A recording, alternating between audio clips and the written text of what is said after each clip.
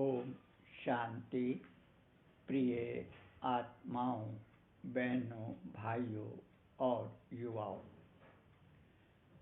आज का विषय है प्राण जाए पर वचन न जाए। प्राण जाए पर वचन न जाए, ये भारत की प्रतिष्ठा है, भारत का गौरव है, भारत की गरिमा है। जिनके मन, वचन और कर्म एक न हो, जिनकी जबान का कोई ठिकाना न हो, ऐसे लोग जय श्री राम का नारा लगाकर श्री राम की प्रतिष्ठा को धूमिल ना ही करें तो अच्छा है। ऐसा करने वाले स्वयं का मजाक तो उड़ाते ही हैं, श्री राम को भी शर्मिंदा करते हैं, कर रहे हैं।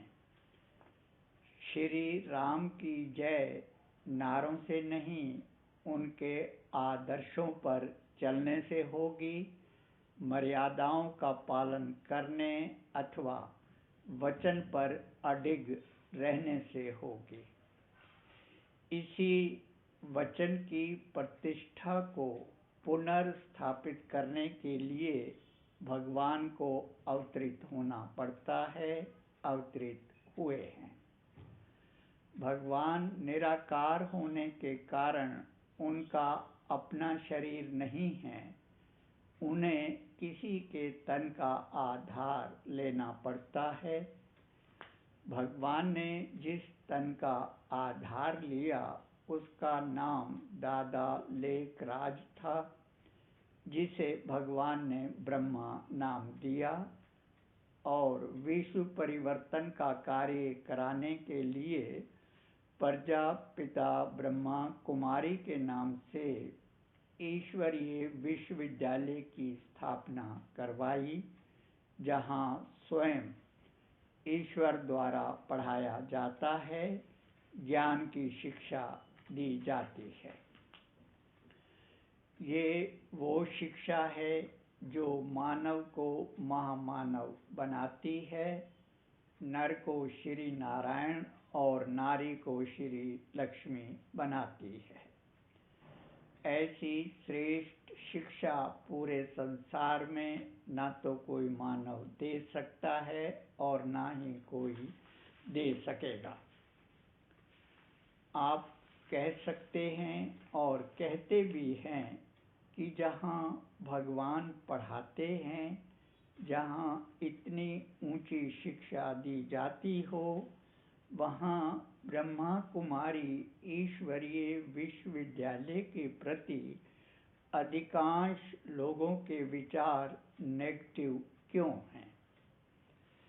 इसका कारण है कुछ असामाजिक तत्वों द्वारा, या यूं कहें ब्रह्मा कुमारों के रूप में बहरूपियों का काबिज होना, संस्था को बदनाम करना, जैसे साधना की बजाय साधनों में लग जाना, चरित्र निर्माण के बदले भवन निर्माण में लग जाना, जमीनें हड़पना, सरकारी जमीनों पर कब्जा करना, धन के लिए बहन भाइयों पर दबाव बनाना, गरीब एवं कमजोरों को सताना, आत्महत्या के लिए मजबूर करना, विश्वविद्यालय के लक्ष्य पर पानी फेर देना।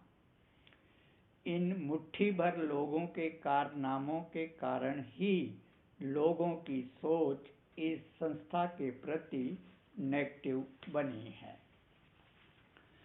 जबकि विश्वविद्यालय का लक्ष्य है सादा जीवन, उच्च विचार, कम खर्च, बालानशी और मांगने से मरना भला, जबकि बहरूपियों का चलन इसके एकदम विपरीत है। सादे जीवन की बजाय लग्जरी जीवन जीना, बिना मेहनत के आए धन की होली जलाना, मांगने से मरना भला की जगह मांगने के लिए हर समय लार टपकाना, इनके ऐसे कर्म देखकर संस्था के प्रति पॉजिटिव धारणा कैसे बनेगी। जैसे देश सेवा के नाम पर नेता देश को खा रहे हैं, उसी प्रकार धर्म रक्षा का नारा देने वाले धर्माचार्य धर्म को खा रहे हैं। ऐसे बहरूपियों के खिलाफ जब तक लोग इकट्ठे होकर आवाज बुलंद नहीं करेंगे, तब तक ये सब चलता रहेगा। ब्रह्मा कुमार के रूप में ये बहरूपिये इतने पर ही नहीं रुके।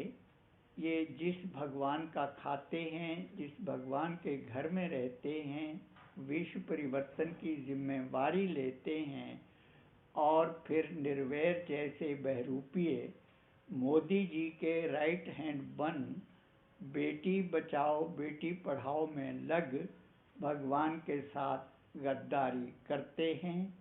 जिस थाली में खाते हैं उसी में छेद करते हैं। सोचने की बात है कि भगवान के साथ गद्दारी करने वाले मोदी जी के साथ वफादारी निभाएंगे, ऐसा सोचना भी मूर्खता है, पागलपन है, आत्महत्या करना है। ऐसे गद्दार आपको पूरे विश्व में देखने को नहीं मिलेंगे जो भगवान के साथ गद्दारी करते हों। जनबल और धन बल के अहंकार में डूबे ये लोग, ईश्वर की अवज्ञा करने वाले ये दुष्ट, ईश्वर शक्ति को जान लें। जिस शक्ति ने अकेले अर्जुन के माध्यम से पूरी कौरव सेना और उनके पक्ष में खड़े धर्माचार्यों और धर्मगुरुओं को धूल चटा दी थी, ध्यान रहे वही महाभारत अपने को दोहरा रहा है, आपको बता रहा है। कान खोलकर सुन लो, सावधान हो जाओ, संभल जाओ, वरना अंजाम के लिए तैयार रहो।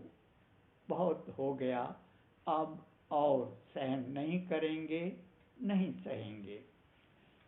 अंत में इतना ही कहूँगा कि अच्छे बुरे लोग सभी जगह होते हैं। स्कूल अथवा विद्यालयों में भी कोई मेरिट में आने वाले होते हैं तो कोई फेल होने वाले भी होते हैं।